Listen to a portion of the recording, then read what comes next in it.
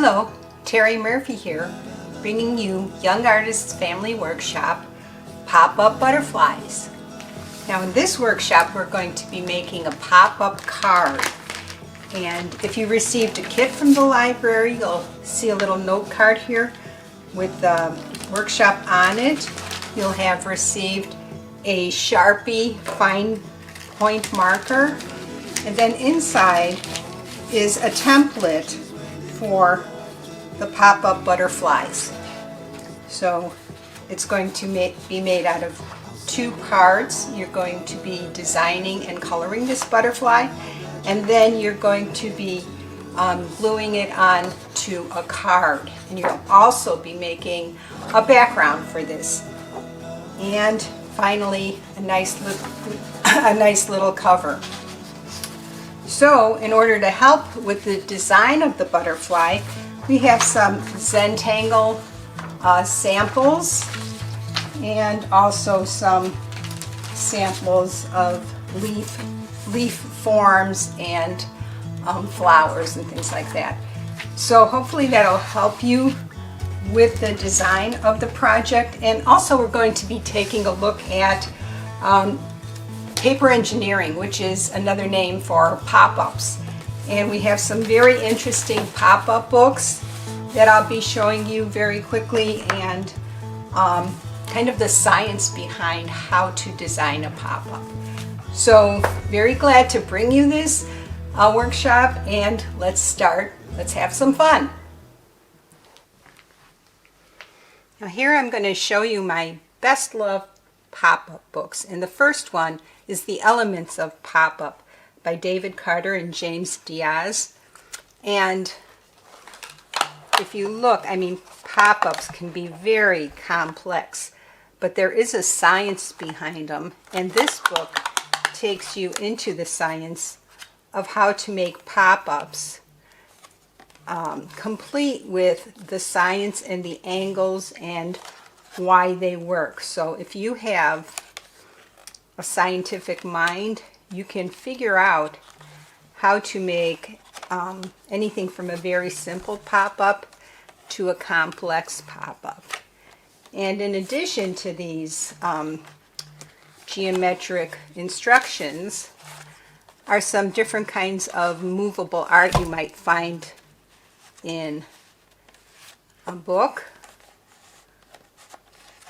and also sort of pull tab artwork. It's all very precise as far as the cutting and the folds of it. And so we'll go on to using these principles and how beautiful books can become using them. This is by Robert Sabuto, which is, I guess, the master of pop-ups. It's a Christmas book, The 12 Days of Christmas, and everything comes with a side flap. And so then the last one I want to show you is a book that takes a lot of stories from the past and fairy tales and makes them into pop-ups. So I am just going to quickly go through this, but it's a beautiful like table book, art book that you would want to keep safe, because pop-ups are very fragile. And so you actually probably wouldn't give this to a young child to play with. Somebody who can respect the work that goes into this and be very careful and delicate with it. So let's go on to making our own pop-up butterfly. Okay, so here we have the contents of the package, and we can put the samples of designs away and just keep these 2 cards. So once again, this is the background of the pop-up card, and this is going to be the butterfly. It's in 2 pieces. And the first thing you have to do is cut along the solid lines. There's also a dotted line. Don't cut that, that's where we're going to fold it. But cut all along the dotted line, the solid line. But I find it easiest to just turn the paper as I'm slowly cutting.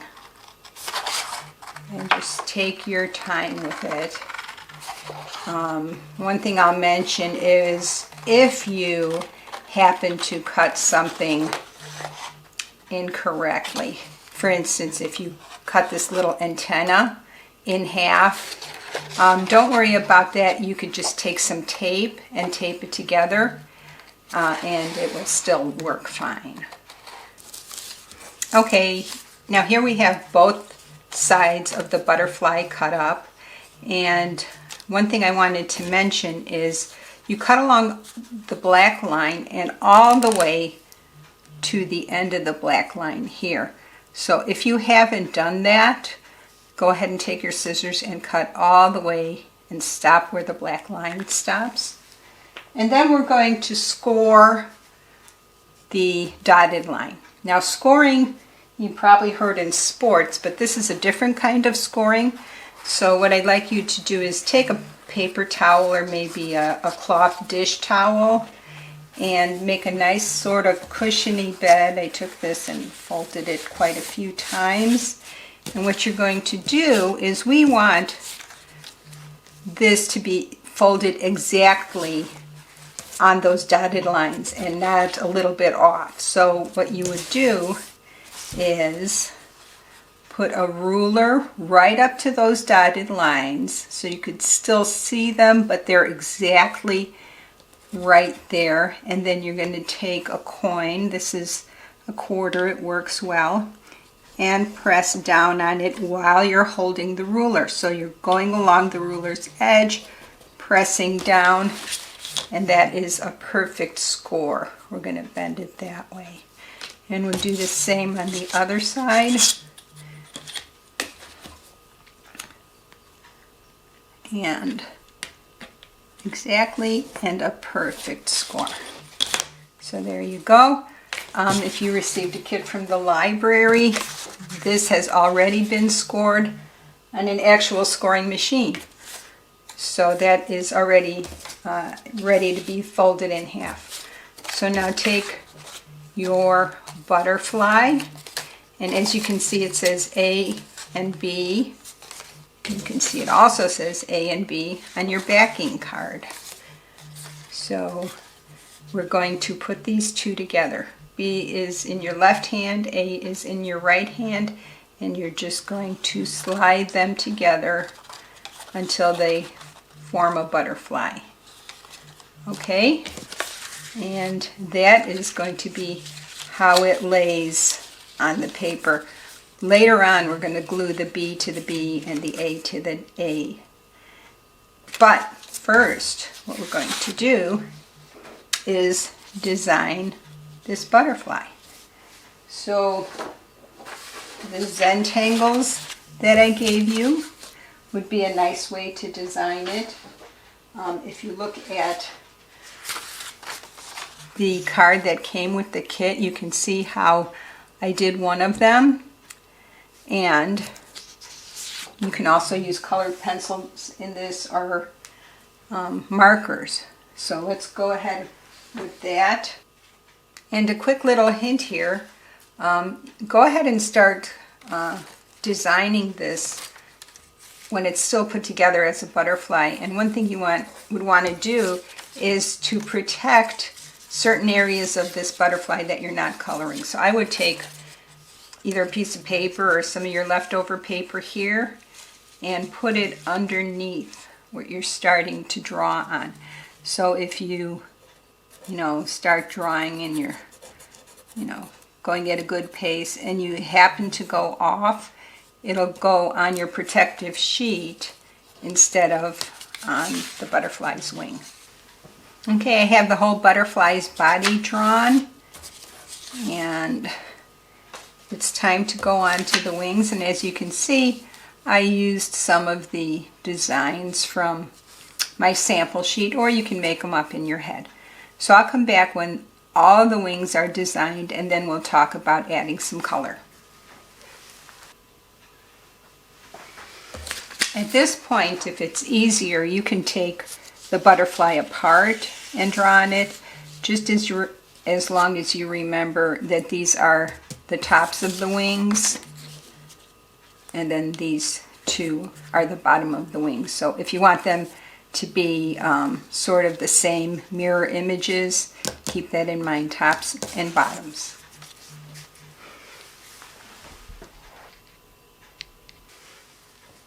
Okay, here's my little butterfly guy. Right now I just drew it simply with line work with the marker, and now I'm going to decide what I want to darken up with the marker and make it full black, and what I want to leave to color in later, and what maybe I want to thicken up some lines. So that's going to be next. And here is butterfly guy all inked up. And next I'll show you butterfly guy in color.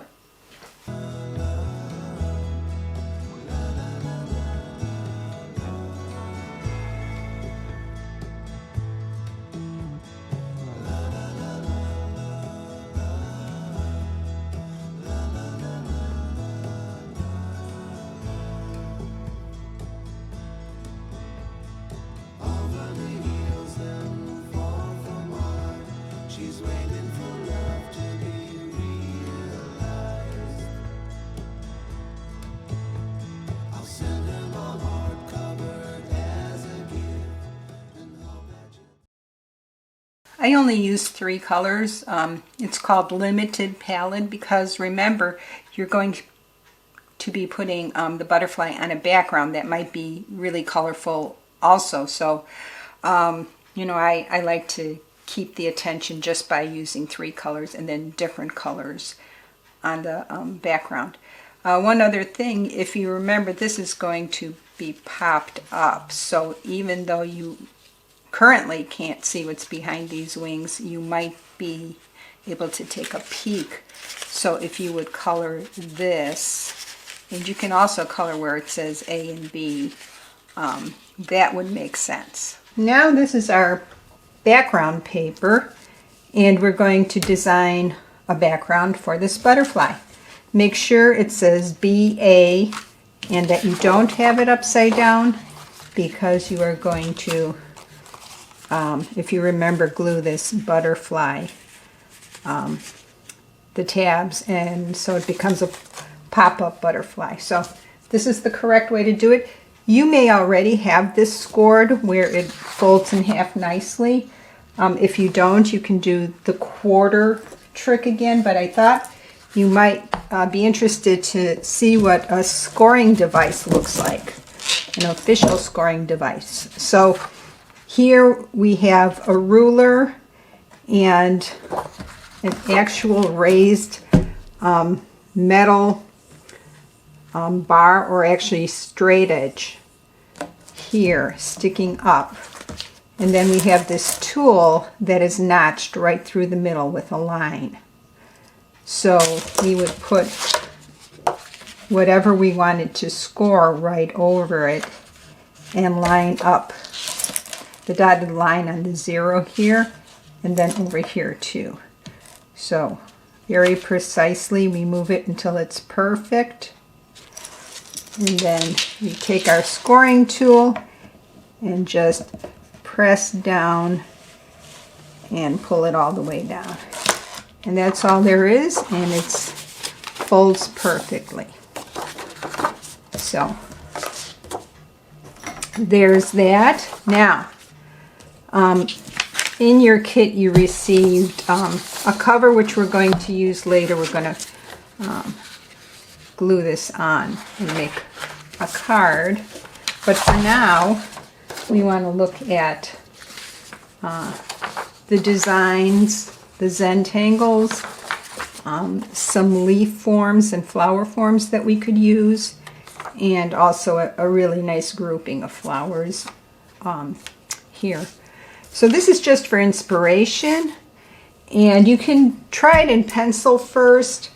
If you want to live dangerously, you can go right into it with your ink pen. I'm going to live dangerously, and just keep in mind that this is going to be here, and I actually will probably just leave this here while I design, because I just want a nice flow of flowers. Now, you don't have to do flowers. You can do any type of scene you want. You can do clouds. You can do like the curve of the earth, little houses, whatever you decide you want. That's perfectly all right. But since these are in the kit, let's just go ahead, and I'm just going to take some of these leaf forms and do a basic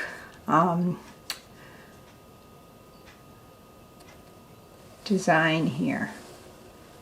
So if you're working an ink pen, straight away there is no erasing.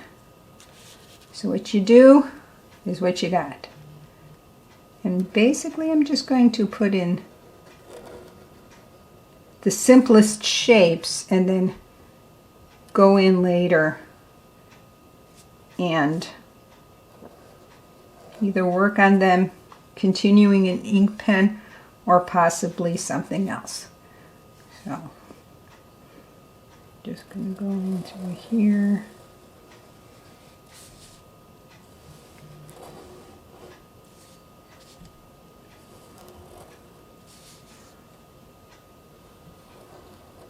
I like these round shapes of leaves. And just like in real life, I'm doing this one right now, sometimes plants cross over each other, so it's perfectly fine to do something that crosses over another leaf. It makes it look more authentic. So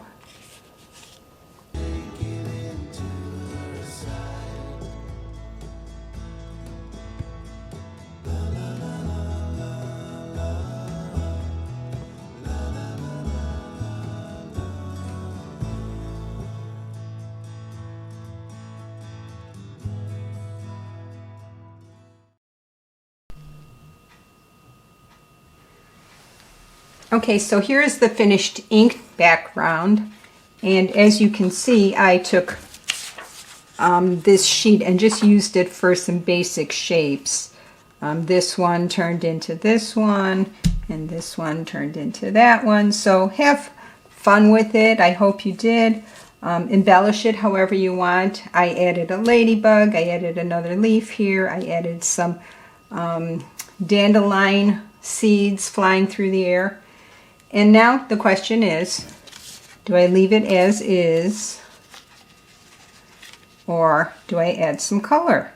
And I think I'm going to add some color, not a real lot, but just something to carry this butterfly through in terms of color. So I'll be right back and show you that. Okay, just coming back to say that even when you're coloring, you are making decisions all the time. So even though I have leaves here, they don't have to be green. This one turned out to be gold and brown. Some I decide not to color at all because I like the way it stands out, just white against a solid color. And then I just want to mention to take your time in coloring these and shading them. You can sort of not do justice to what you've designed by rushing through this part and starting to scribble. Also keep in mind you can use more than one color in anything. So I want to show you that in these leaves I started off with a sort of lime green, and I'm going to take it down like here to a really dark emerald green. This is called Viridian. So, you know, I'm just applying a very light touch here. And you see how I am just going very slowly because I don't want that scribble look. I want the shaded look. And then as I'm going down, I'm applying more pressure until the very bottom one, I'm pressing as hard as I can. So that gives you a nice sort of graduated feel to the color. Okay, so here's the finished background, and here is our butterfly. And what we're going to do now is either take a glue stick or some Elmer's glue if you have it at home, and we are going to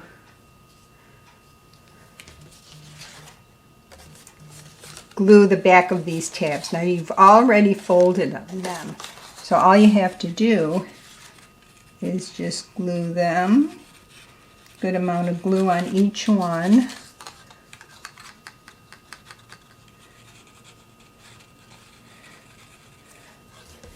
And then flip it over and place it right on top of the tab. And hold it down, and on the other one, right on top, okay? Now, while it's still a little moist and repositionable, I want you to close the card. And what we're looking for right now is that the butterfly disappears within the card. If it's sticking out at all, you can still move this a little bit. You might have to move it down a little bit, but this looks like if you do it right on top of the tabs, it'll be fine. So, as long as it's not showing at all, we're going to leave it there and let it dry. And we're going to take our backing paper and fold it in half. Now this doesn't have to be scored. It's not that exact of a science, but it helps if you line up the ends. And once they're lined up, then you press it down this way with your thumbs. Okay, and that's pretty perfect. Now, to put this inside, we are going to line up this edge with this edge, and we are only going to glue one side at a time. This way we are pretty sure that it's going to line up perfectly within the card. Okay, so good amount of glue stick on there all over so it doesn't pop up. And the edges are a nice border. It's lined up in the middle. Flip it over. Okay, and press it down real well. And do the same thing on the other side.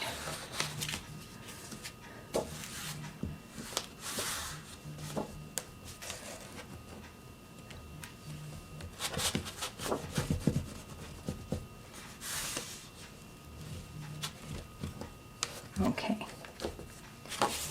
Flip it over. And you can leave it like this for a couple of minutes, but just because we're filming it, we're going to show how nicely it opens. Nice pop-up card.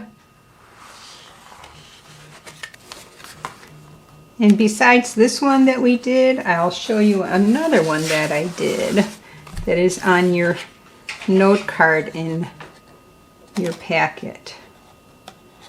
So you can see how different these two are. And you can get as complex as you want or as simple as you want. Both are very nice as far as their outcomes. Well, I hope you enjoyed that pop-up workshop as much as I did. Keep on experimenting and see what you can do with other pop-ups. And for good hints on how to do that, this book is great, The Elements of Pop-Up. You can start by designing very simple pop-ups and adding your own artwork or even a saying like happy birthday. So, this is Terry Murphy saying goodbye, have fun, and stay creative.